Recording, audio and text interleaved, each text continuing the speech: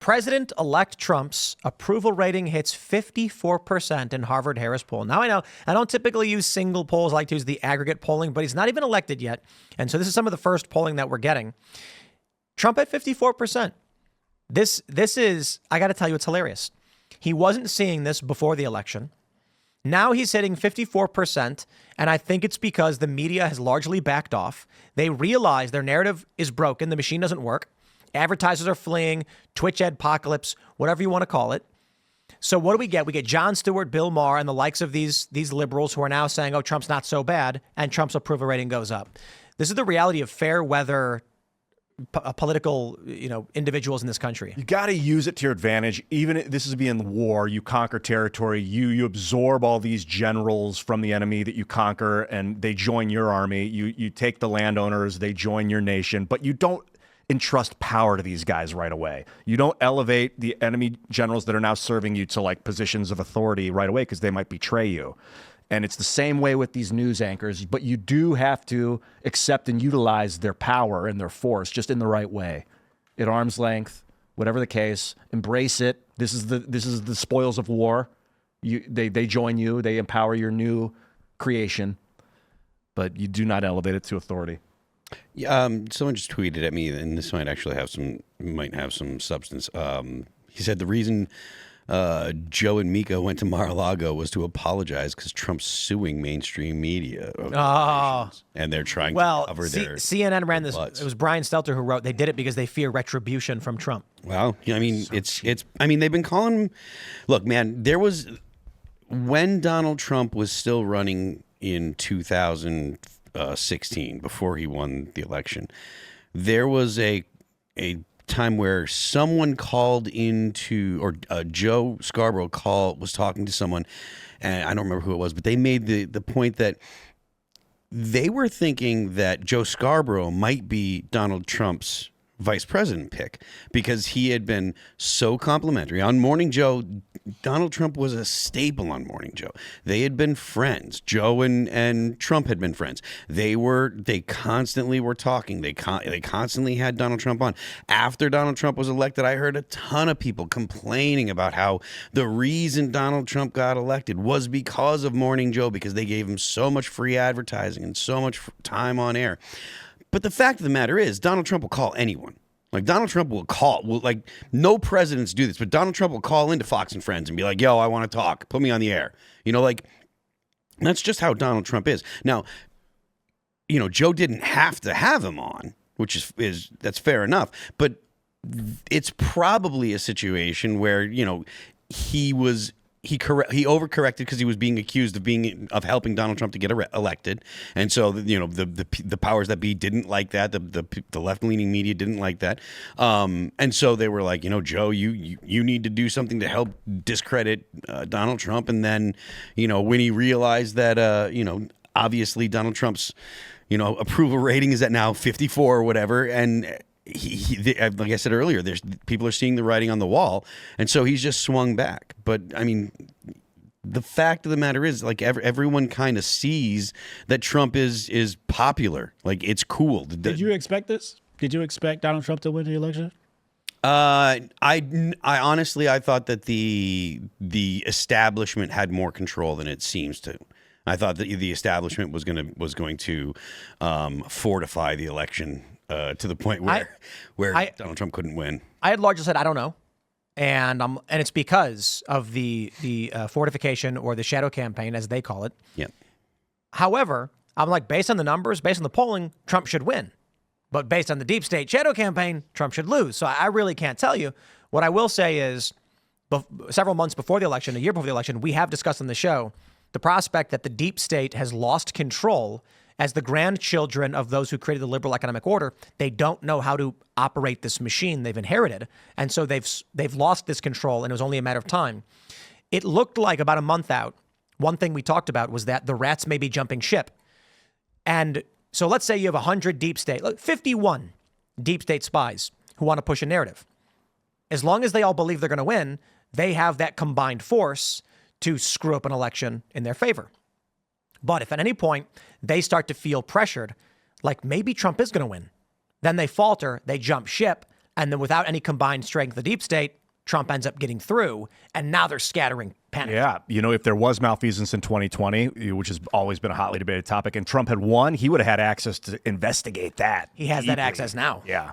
I was the same way. I thought, I actually said on the show, if everything was on the table and was legit, Trump would win, and I used the word landslide. 74%. I thought he was going to just take everything, but I thought in my soul, in my heart, that the deep state or whatever would manipulate the digital voting, would flip the votes 51-49. It would be very close. Kamala would come ahead. And I thought the same thing in 2016, and it was like a gut punch when I woke up to Trump winning. This is the second time that my black-pilled cynicism has not won. And that's a reason to take the momentum and go forward. Words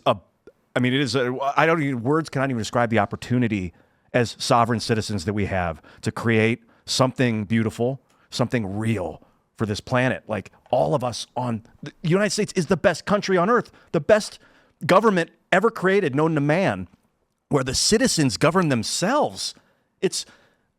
And I think this is an opportunity to spread that, not through war, but through culture, through like love of country, love of what we've done and what we can do. Man, I was shocked. I wasn't shocked. I was just, I guess, surprised. I don't know. It was almost, yeah. What about you? What did you think? I thought the writing was on the wall. I said it on my show. I said, Trump going to win this. It's going to be a landslide.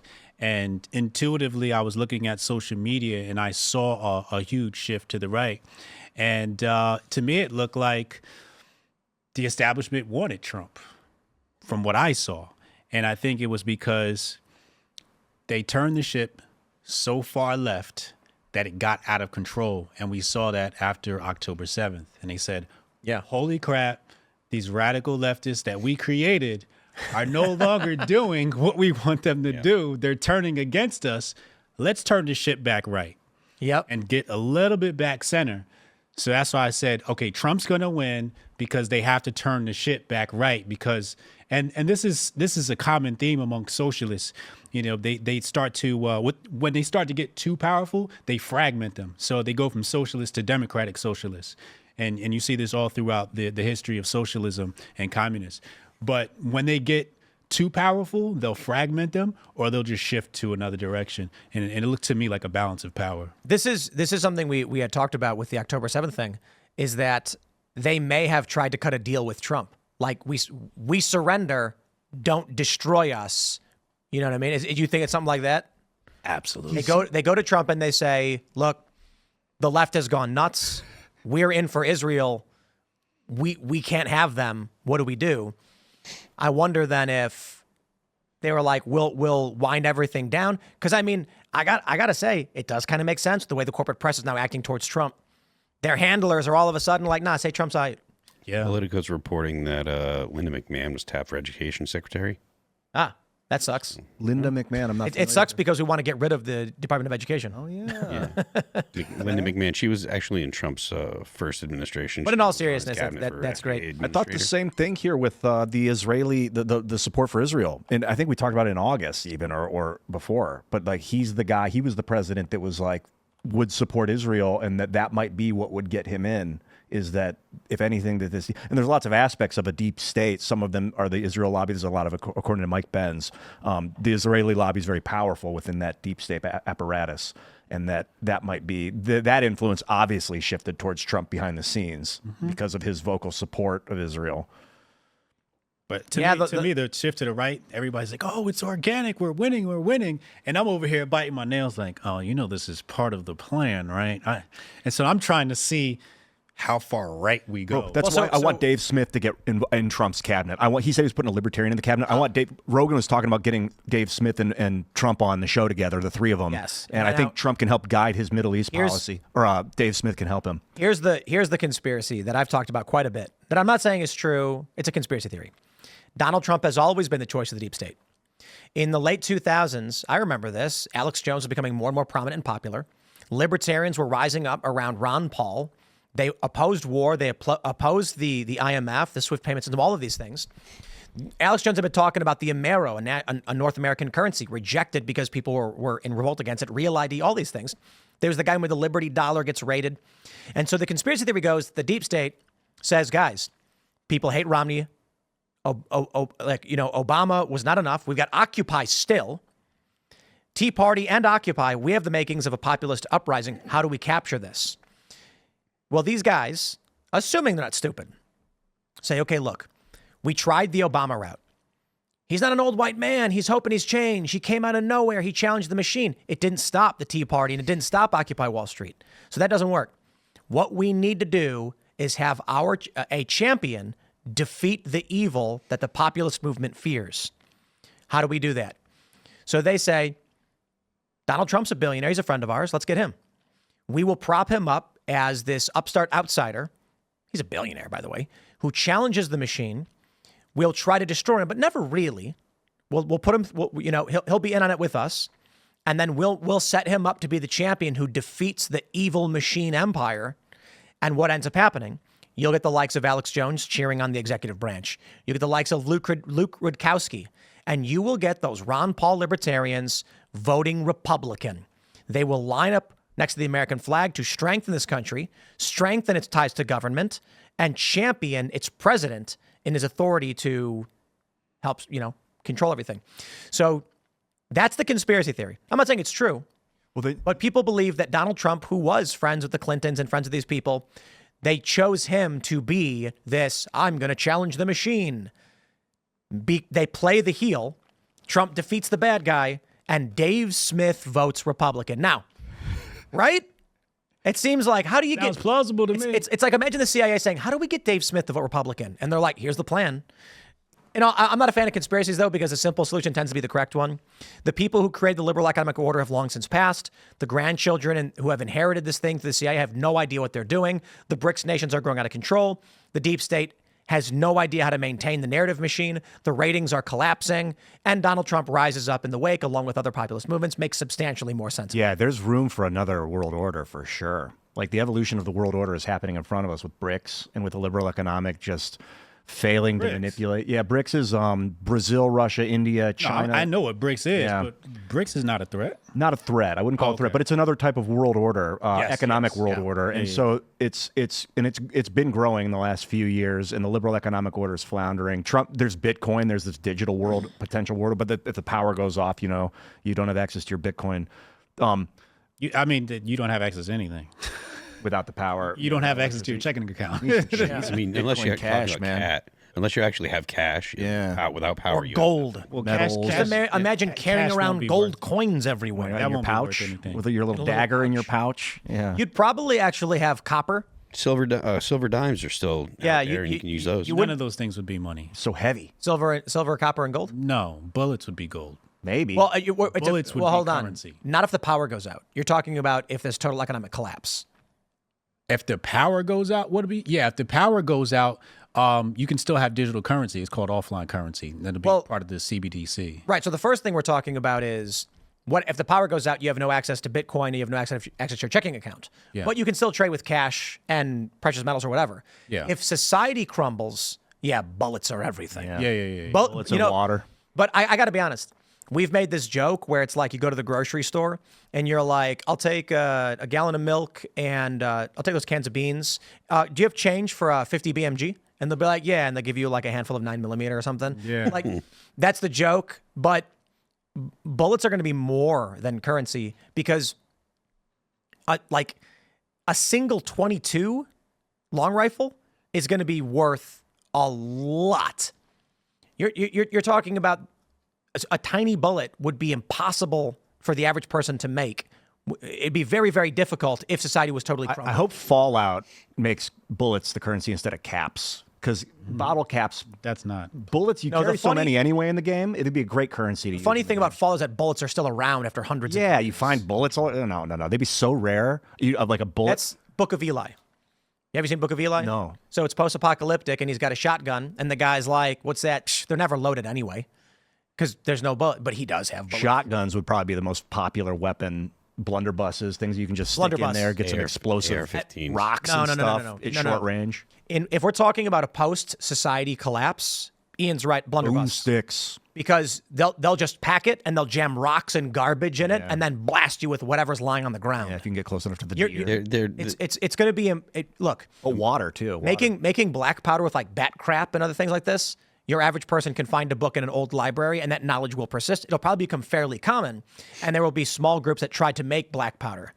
In that case, it's going to be makeshift blunderbuss. If you're talking about like blunderbuss or makeshift stuff, that's fine. But to go through the amount of ammo that is currently saved up in random dudes' basements.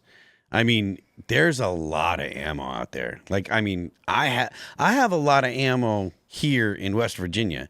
That's not talking about how much ammo I have in New Hampshire. Okay, like, and there's a lot of dudes like me.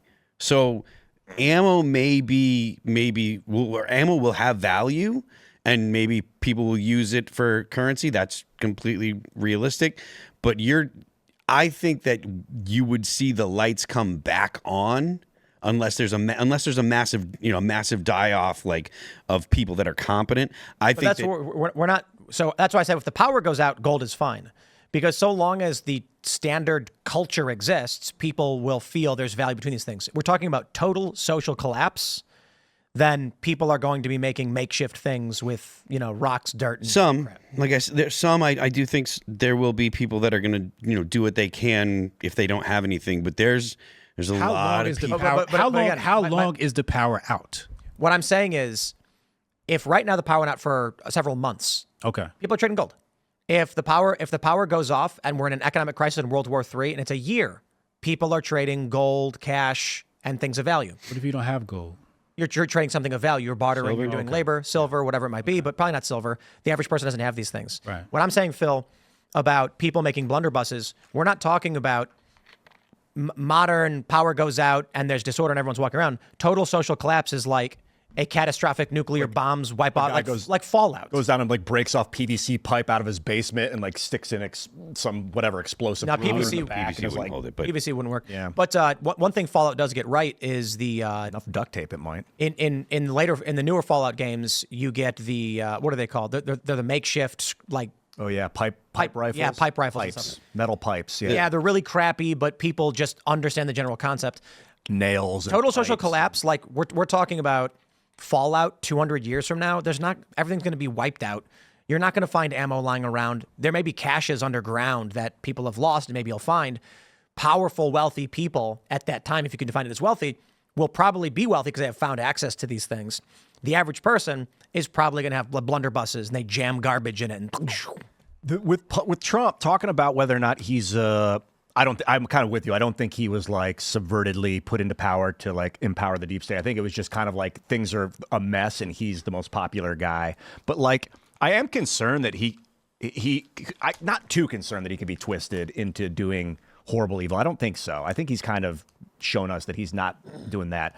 Some of the things that concern me though, like the photo op with the McDonald's on the airplane. Did you guys see that? Mm-hmm. Maybe brought it up. And Love it's it. RFK. He's got RFK. He's forcing him to hold McDonald's. no, he's not. He's having a burger.